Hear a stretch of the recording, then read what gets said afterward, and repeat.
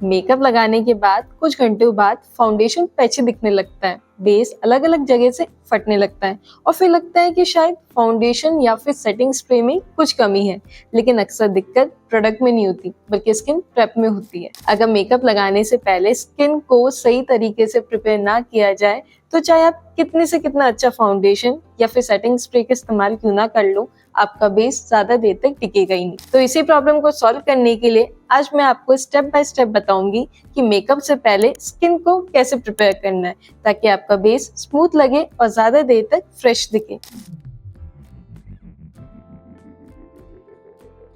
Skin prep की शुरुआत हमेशा एक साफ सुथरे चेहरे से होती है। दिन भर का ऑयल, डस्ट, पोल्यूशन और अगर आपने पहले से ही अपनी स्किन पे कुछ लगाया हुआ है तो उस वजह से मेकअप स्किन पर अच्छी तरह से नहीं बैठता है। इसी वजह से फाउंडेशन बाद में पैची लगने लगता है या फिर कुछ जगह से थोड़ा अलग होने लगता है। इसीलिए सबसे पहले आप अपनी स्किन टाइप के हिसाब से आपको एक जेंटल फेस वॉश से अपने चेहरे को अच्छी तरह से धो लेना है।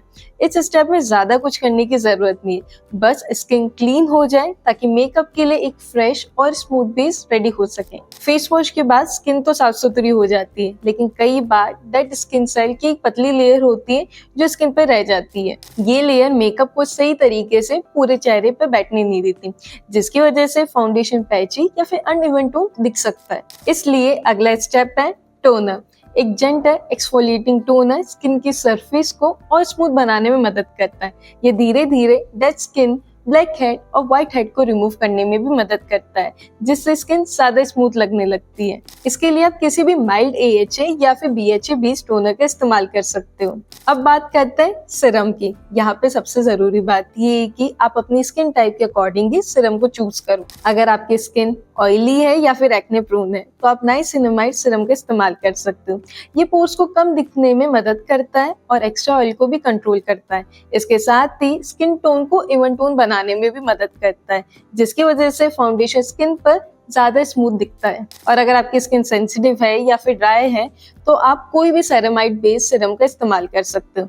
ये स्किन के बैरियर को सपोर्ट करता है और इसके साथ ही स्किन को हाइड्रेटेड बनाने में भी मदद करता है, जिसकी वजह से मेकअप के नीचे स्किन कंफर्टेबल फील करती है और बेस भी ज्यादा स्मूथ लगता है। अब आते हैं मॉइस्चराइजर पे, और ये वो स्टेप है जो अक्सर ऑयली स्किन वाले लोग इग्नोर कर देते हैं। बहुत सारे लोगों को लगता है कि अगर हमारी स्किन ऑयली है तो मॉइस्चराइजर की कोई जरूरत ही नहीं है, लेकिन मेकअप के लिए प्रॉपर स्किन का हाइड्रेटेड होना बहुत जरूरी है। जब स्किन अच्छे से हाइड्रेटेड होती है तभी फाउंडेशन स्किन के बीच में एक स्मूथ लेयर बनती है, जिसकी वजह से आपका मेकअप ज्यादा नेचुरल लगता है। इसके अलावा जो ड्राई स्किन वाले लोग होते हैं वो थिक क्रीम बेस्ड मॉइस्चराइजर का इस्तेमाल कर सकते हैं अपनी स्किन को हाइड्रेटेड बना के रखने के लिए। लेकिन अगर उन्हें थिक क्रीम बेस्ड मॉइस्चराइजर पसंद नहीं है तो वो कोई भी light weight gel based moisturiser का इस्तेमाल कर सकते हैं। बस आपको इतना याद रखना है कि आपकी स्किन पे कोई भी ड्राई पैचेस ना रहे। अगर आप दिन में मेकअप कर रहे हो तो सनस्क्रीन को कभी भी नहीं भूलना है।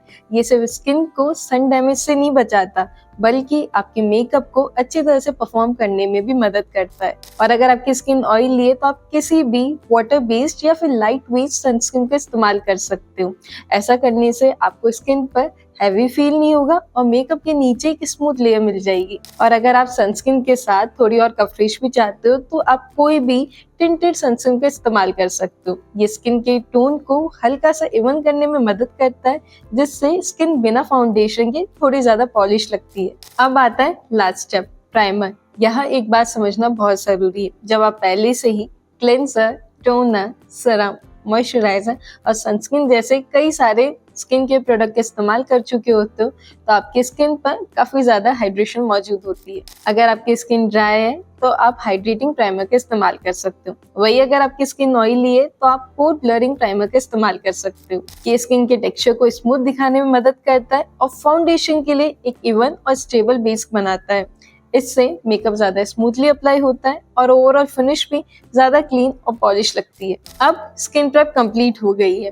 अब फाउंडेशन स्किन पर ज्यादा स्मूथली अप्लाई होगा, टेक्सचर कम दिखेगा और बेस में ज्यादा देर तक फ्रेश और क्लीन दिखेगा। सबसे अच्छी बात ये है कि ये पूरा रूटीन सिर्फ 10 मिनट के आसपास का है, लेकिन ये वही 10 मिनट है जो आपके मेकअप के फाइनल रिजल्ट में बहुत बड़ा डिफरेंस ला सकते हैं। और सच कहूं, जो लोग इन बेसिक स्टेप को स्किप कर देते हैं उनका पैची और अनइवन बेस खुद बता देता है कि उन्होंने स्किन प्रेप को इग्नोर कर दिया है। अगर आपकी स्किन कॉम्बिनेशन या ऑयली है तो आप इस रूटीन को एक बार प्रॉपर्ली फॉलो करके देखो।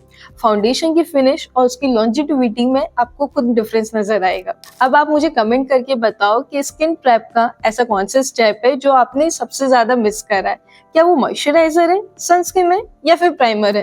और अगर आपको ये वीडियो हेल्पफुल लगी हो तो प्लीज वीडियो को लाइक करना मत भूलना और चैनल को भी सब्सक्राइब कर देना। मैं मिलूंगी आपसे अगली वीडियो में, तब तक के लिए अपना ध्यान रखना। Bye bye.